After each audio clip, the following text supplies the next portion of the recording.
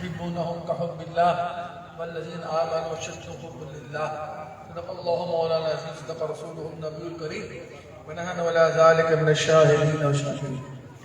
حاضرین قدر، آج کی خوبصورت محفل عزیزم طارق فرید صابری اور عزیزم راجہ محمد اسلم صابری ہر دو حضرات کی جانب سے انعقاد پذیر ہیں.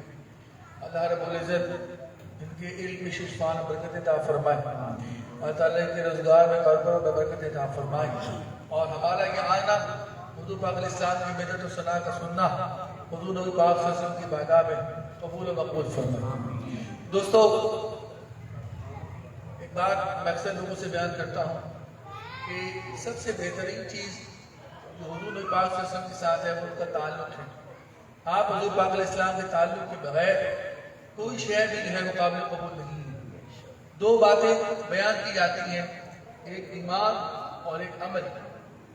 لیکن یہ بات جان لیجیے کہ عمل جو ہے وہ ایمان کی تابع ہے.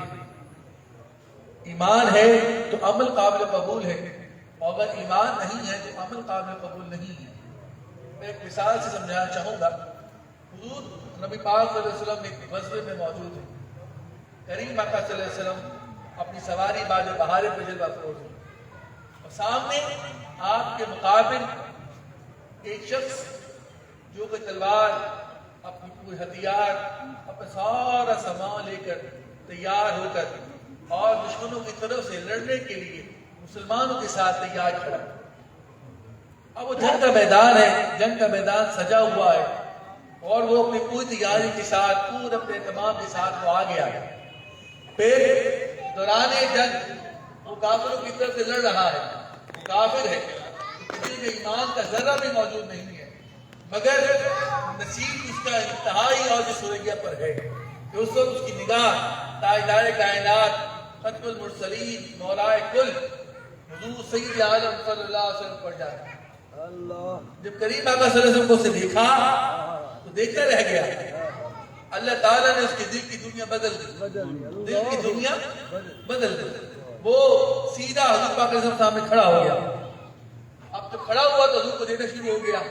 دیکھتے ہوئے ایک جملہ کہا، یا محمد صلی اللہ علیہ وسلم، اے محمد صلی اللہ علیہ وسلم، اگر میں آپ پر ایمان لے آؤں، آپ مجھے کس بات کی ضمانت دیتے ہیں؟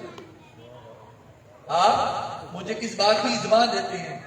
یہ نقطہ سمجھنے کے لائق ہے وہ کافر، ہتھیار سے بند ہے، لڑنے کے لیے آیا ہے، مگر اس کا ایمان یہ ہے آقا جو چاہے ضمانت دے سکتے ہیں، حضور جو چاہے وہ عطا کر سکتے ہیں، جو فرمانے وہ ہو جائے گا. آپ کا فرمان ایسا عالی شان ہے کہ اس فرمان کو کائنات کی کوئی طاقت پلٹ نہیں سکتی. جو فرمان دے کر ہو جائے. اے محمد صلی اللہ علیہ وسلم، آپ مجھے کس بات کی ضمانت دیتے ہیں؟ تو میرے کریم آقا صلی اللہ علیہ وسلم نے فرمایا، اے بندے، اگر تو ایمان قبول کر لیتا ہے اور ایمان والا ہو جاتا ہے تو میں تجھے بشارت دیتا ہوں کہ تجھے جنت مل جائے. اللہ تجھے جنت عطا کرے. اس نے کہا، مجھے کلمہ پڑھائی یا محمد صلی اللہ علیہ وسلم. کلمہ پڑھائی. کریم آقا صلی اللہ علیہ وسلم کہو، اشہد ان لا الہ الا اللہ اشہد ان محمد عبدہ ورسولہ. بے اختیار اسے کلمہ پڑھا. اس نے کہا، اشہد ان لا الہ الا اللہ اشہد ان محمد عبدہ ورسولہ. کلمہ پڑھنے کی دیر تھی، اس کے دل کے اندر محبت کا ایک سمندر جو ہے موجن ہو گیا. اس سے پہلے وہ ایک ایسی جماعت میں تھا جو جماعت اللہ تعالیٰ کی مبغوث تھی، اللہ تعالیٰ سے دور تھی. یک لخت وہ ایک ایسی جماعت داخل ہو گیا کہ جو جماعت کائنات کے اندر سب سے زیادہ اللہ تعالیٰ کی پسندیدہ جماعت. اس سے پہلے وہ کافر تھا، اب وہ صحابی ہو گیا. جیسے ہی ایمان اس کے دل کے اندر گیا، حضور پاک علیہ السلام کی محبت کا ایک طوفان اس کے وجود کے اندر سرگرداں ہوا. اس نے کہا کہ میں اترتا ہوں اور قدمین شریفین کو بوسہ دیتا ہوں. حضور نبی پاک صلی اللہ علیہ وسلم کے قدمین شریفین کو بوسہ دیتا ہوں. خیال آنے کی دیر تھی کہ جب وہ اترا گھوڑے سے، اس کا پاؤں رکاب پھنس گیا، وہ زور سے گرا.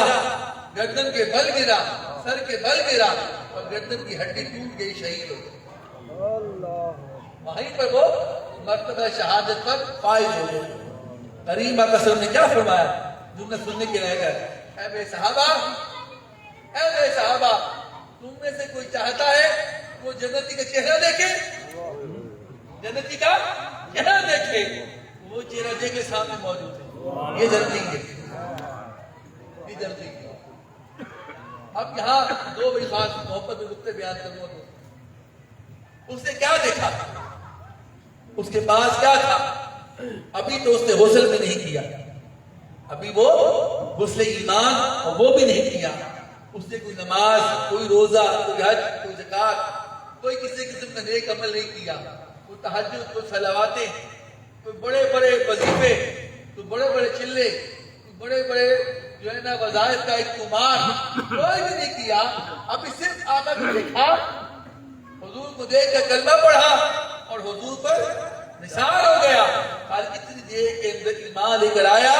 اس کو بچانے والی چیز کیا تھی؟ ایمان کے عمل، بچانے والی چیز کو عمل۔ آج کے کچھ لوگ ایسے ہو گئے ہیں، عمل کو ایمان پر فوقیت دیتے ہیں۔ عمل کو یاد رکھیے، عمل ایمان کے تابع ہے۔ ایمان جو ہے وہ موجود ہے، عمل موجود ہے۔ اگر ایمان نہیں ہے تو عمل قابل قبول نہیں ہے۔ اب یہاں دیکھیے کہ اسے صرف آقا کے چہرے کو دیکھا ہے، ابھی آقا کے چہرے کو دیکھا ہے، لیکن اسے یقین کامل ہو گیا ہے۔ آقا نے فرما دیا اور حضور جنت آ کر جنت اسے مل گئی اور وہ جنتی ہو گیا صرف چہرہ اقدس کو دیکھنے کو، حضور کی عطا۔ تو دوستو یاد رکھو، ایمان نام ہے حضور پاک صلی اللہ علیہ وسلم سے بے پناہ عقیدت، بے پناہ محبت اور بے پناہ الفت رکھنے کا نام ہے۔ حضور سے تعلق ہے، ایمان ہے۔ اگر حضور سے تعلق نہیں ہے تو ایمان نہیں۔ اب دو چیزیں ہیں، اعمال بھی تو ہوگا۔ اب لوگ آج کل ایک کانفرنس کرتے ہیں تو سیرت کانفرنس کہتے ہیں، سیرت کانفرنس کہتے ہیں۔ اور سیرت کانفرنس میں کیا ہوتا ہے؟ حضور کے اعمال بیان ہوتے ہیں، اور انہیں کے مقابلے میں کچھ لوگ ہیں وہ میلاد مناتے ہیں۔ میلاد کیا ہے؟ ایمان کہ جو حضور پاک علیہ السلام میں فدا ہوتے ہیں وہ میلاد کرتے ہیں، جن کا نظر صرف اعمال ہوتی ہے وہ اعمال کی جانب کرنے کے سیر پکڑ لیتے ہیں۔ یہاں ایک اور مثال سمجھانا چاہوں گا، بڑی خوبصورت واقعہ ہے، حدیث مبارکہ بخاری شریف میں بھی ہے اور مسند امام احمد بن حنبل رحمہ اللہ تعالیٰ میں بھی ہے، اور تفسیر ابن کثیر میں حافظ ابن کثیر رحمہ اللہ تعالیٰ نے بیان کیا ہے، حافظ ابن کثیر نے بھی بیان کیا ہے۔ تو دوستو بڑی خوبصورت سے واقعہ ہے کہ نبی پاک صلی اللہ علیہ وسلم کے بارگاہ میں ایک یہودی لڑکا آیا کرتا، ایک یہودی لڑکا آیا کرتا، اور بخاری کے الفاظ اتنی ہیں کہ یہودی لڑکا حضور نبی پاک خدمت میں آتا، اور امام احمد بن حنبل بیان کرتے ہیں کہ خدمت میں آتا تھا۔ خدمات کیا تھی؟ جب حضور پاک علیہ السلام وضو فرماتے تو حضور پاک علیہ السلام کے جو لوٹے وہ بھر کے رکھتے، اور جب آقا کہیں تشریف فرما ہوتے تو حضور نبی پاک صلی اللہ علیہ وسلم کے جوڑے اٹھاتا اور سینے سے لگا کر بیٹھ جاتا۔ بھائی یہ دو عمل تھے، نہ اسے ایمان قبول کیا، نہ کبھی نبی پاک صلی اللہ علیہ وسلم نے فرمایا کہ تم مومن ہو جا، مسلمان ہو جا، ایمان کے زمرے میں داخل ہو جا، کبھی نہیں کہا۔ یہاں تک کچھ دن گزر گئے، وہ یہودی لڑکا حضور نبی پاک صلی اللہ علیہ وسلم کی صحبت میں آیا نہیں، خدمت جس میں نہیں آیا، آقا کو اس کی طلب دی۔ آقا نے فرمایا اے ابو بکر رضی اللہ تعالیٰ، اے ابو بکر کئی دن ہو گئے ہیں وہ یہودی لڑکا آیا نہیں ہے، آؤ ہم چل کے اس کے بارے میں معلوم کر کے آئے۔ کیا وجہ بن گئی؟ کیا وجہ بن گئی؟ گھر کر پہنچے تو معلوم ہو وہ شدید بیمار ہے، بستر علالت پر پڑا ہوا ہے، اور حضور نے پاس گئے اور سرحانی آ کر اس کے بستر پر بیٹھ گئے، یہودی لڑکے کے سرحانی آ کر اس کے بستر بیٹھ گئے، اور مان جائے یہودی تیرے لڑکے پہ، اے یہودی کے بیٹے تیرے نصیب پہ بندہ قربان جائے کہ تیری حیات کے لیے دو جہانوں کے سردار تشریف لا رہے ہیں، دو جہانوں کے آقا تشریف لا رہے ہیں۔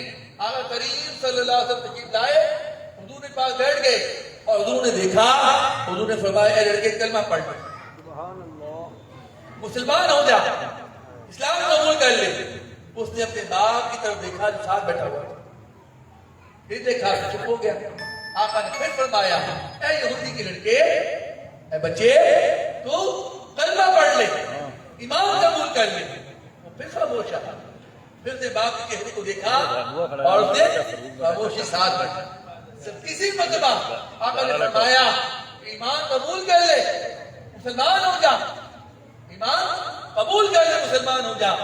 اس کے جواب بول پڑا. بچے میری طرف کیا دیکھتا ہے؟ ابو القاسم جو کہہ رہے ہیں قبول کر لے. سبحان اللہ. ابو القاسم صلی اللہ تعالی علیہ وسلم جو فرما رہے ہیں ایمان قبول کر لے مسلمان ہو جا. بے اختیار سے کہا اشہد ان لا الہ الا اللہ اشہد ان محمد عبدہ ورسولہ صلی اللہ تعالی علیہ وسلم. ایمان قبول کر لیا. ادھر ایمان قبول کرنے کی دیر تھی اسرائیل دروازے کے اوپر کھڑا. ایسے معلوم ہوتا تھا اسرائیل انتظار میں تھا آقا تشریف لائیں ایمان کی حالت میں لے کر آئے ایمان قبول کروائیں. اور جیسے اس نے ایمان قبول کیا اس کی روح قفس انصری سے پرواز کر گئی. قفس سے اسی پرواز کر گئی اور وہ حالت ایمان رکھا. دوستو کون سی آواز اس کے پاس؟ اس کے بعد کوئی آواز تو نہیں تھی. اس کے پاس صرف دو عمل تھے. ایک عمل حضور نبی پاک صلی اللہ تعالی وسلم کے جوڑے اٹھانا. ایک عمل حضور نبی پاک صلی اللہ علیہ وسلم کے جو وضو کے جو لوٹے ہیں وہ بھرنا. صرف دو عمال. دو عمال اس کو مرتبہ صحابیت میں لے کر آ گئے. مرتبہ صحابیت میں لے کر آ گئے. قربان جائیے حضور کے جوڑوں کا یہ فیضان ہے. حضور نبی پاک صلی اللہ علیہ وسلم کے جوڑوں کا یہ فیضان ہے یہ وسیلہ ہے یہ اثر ہے کہ وہ یہودیت و ایمان کے زمرے میں لے کر آ گئے. ایمان قبول کروا. دوستو یاد رکھو نبی پاک صلی اللہ علیہ وسلم دو جہانوں کے سردار ہیں. آپ سے جو چاہیں عطا فرما دیں جو چاہیں نعمت عطا کر دیں. حضور نبی پاک صلی اللہ علیہ وسلم سوال کوئی نہیں.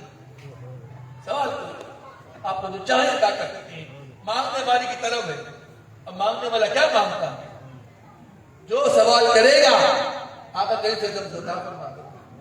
ہمیں اپنی طلب نہیں چاہیے کہ ہماری طلب کیا ہے. لوگ دنیا مانگتی ہیں. کوئی آخرت مانگتا ہے عقبہ مانگتا ہے جنت مانگتا ہے دوزخ سے آزادی مانگتا ہے. ہر ایک چیز اللہ کی بارگاہ میں اس کے حبیب کی بارگاہ کے وسیلے سے لوگ التجا کرتے ہیں. آقا کریم صلی اللہ علیہ وسلم کا وسیلہ پیش ہوتا ہے اللہ تعالیٰ عطا فرماتا. تو دوستو ایمان کیا ہے؟ حضور نبی پاک صلی اللہ علیہ وسلم کے بے اختیار فدا ہونے کا نام ہے. اور اس کی علامات کیا ہیں؟ حضور کا تذکرہ کرنا ہے. حضور کو یاد کرنا ہے. وہ کوئی مومن نہیں ہو سکتا کہ جب آقا کا نام آئے اس کی آنکھیں امٹ کے نہ آئے. آنکھیں امٹ کے نہ آئیں دل اس کے سینے سے باہر نہ آئے. جب یہ کیفیت پیدا نہ ہو تو پھر وہ ایمان میں نہیں ہے. میرے والد گرامی نے کلپ لگائی. حضور ممتاز الاولیاء فرمایا کرتے کہ لوگوں جب محفل میلاد میں آیا کرو اپنے دل کی حالت کو دیکھا کرو. دل کی حالت کو دیکھا کرو. میں یہاں حضرت امام سفیان ثوری رحمۃ اللہ قول بیان کروں گا. امام سفیان ثوری اپنے بیٹے کو حدیث شریف پڑھا رہے تھے. امام سفیان ثوری حدیث مبارکہ پڑھا رہے تھے. حدیث پڑھتے پڑھتے انہوں نے کہا اے میرے بیٹے میں تجھے ایک نصیحت کرتا ہوں. ایک نصیحت کرتا ہوں. اب جان کیا نصیحت ہے؟ آپ فرمایا جب حدیث پڑھا کر اپنے دل کی طرف دیکھا کر. جب حدیث پڑھا کر اپنے دل کی طرف دیکھا کر کہ دل کی حالت بدل رہی ہے کہ نہیں بدل رہی. حالت میں تغیر اور تبدل آ رہا ہے کہ نہیں آ رہا. اگر تغیر اور تبدل آ رہا ہے تو جان دے تیرا علم تجھے فائدہ دے رہا ہے. اور اگر تیرا دل بدل نہیں رہا اس میں کوئی تغیر اور تبدل نہیں آ رہا اے بیٹے تیرا علم تجھے نقصان دے رہا. وہ علم نقصان دہ ہے جو تاجدار کائنات سے دور کرے. وہ علم نقصان دہ ہے جو مدینہ پاک کی محبت سے دور کرے. وہ علم نقصان دہ ہے جب حضور کا تذکرہ آئے اس کا دل امڑ کے نہ آئے تو جان لو اس کا علم اسے نقصان دے رہا ہے. اور وہ علم فائدے مند ہے کہ جب آقا کا تذکرہ آئے حضور کے نام نامی آئے اس کا دل امڑ کر آئے. وہ دلیلیں تلاش نہ کرے نہ دلیلیں ڈھونڈے کہ انگوٹھا چومنا جائز ہے کہ نہیں جائز. سچ اٹھانا جائز ہے کہ نہیں ہے. میلاد منانا جائز ہے کہ نہیں ہے. گمگمے لگانا جائز ہے یا نہیں ہے. جھنڈے لگانا جائز ہے یا نہیں ہے. وہ دلیل نہ ڈھونڈے اس کا دل کہے کہ میں جو کچھ پیش کر سکتا ہوں جو کچھ میرے پاس ہے میں حضور نبی پاک صلی اللہ علیہ وسلم کی بارگاہ اقدس میں اپنی نیاز بنیاد پہ صحابہ نے کیا کیا؟ آپ صحابہ کرام کے اعمال لکھیے، ان کے عمل بھی یہی تھے، جو کچھ ان کے پاس ہوتا حضور کے پاس پیش کر دیتے، کوئی پیچھے ہٹا کبھی نہیں ہٹا۔ ان کے پاس سب سے قیمتی شے ان کی جان تھی، ان کی جان تھی، اور وہ جان ہتھیلیوں پہ لے کر کائنات کی طواف کرتے تھے، ہیں بستے ہاں سے تبستے نہ سے کبھی جھوک دیا سے پاس، بستے ہاں سے تبستے نہ سے کبھی جھوک دیا سے پاسے، سن دے ہاں سے مٹھیاں گلہ سونا یاد نہیں تھا۔ آپ یاد فرماتے تھے اور وہ لوگ پورا کرتے تھے۔ دوستوں اپنی ایمان کی طرف فکر کرو، جب میلاد میں آ کرو تو تمہاری دل کی حالت بدلنی چاہیے، دل میں تغیر آنا چاہیے، تبدل آنا چاہیے، دل مدینہ پاک کی محبت سے حضور نبی پاک سے مغلوب ہونا چاہیے، مغلوب ہونا چاہیے، تاکہ ان کی طرف رجحان اور بڑھے۔ میلاد کا مقصد یہ ہوتا ہے کہ قلوبوں کے اندر اللہ کے حبیب کی محبت بڑھ جائے۔ بلاخر دعا اللہ تعالیٰ ہمیں حضور نبی پاک صلی اللہ علیہ وسلم پر انتہائی گریزتہ ہونے کی توفیق عطا فرمائے۔ آمین۔ آخر دعوانا الحمدللہ۔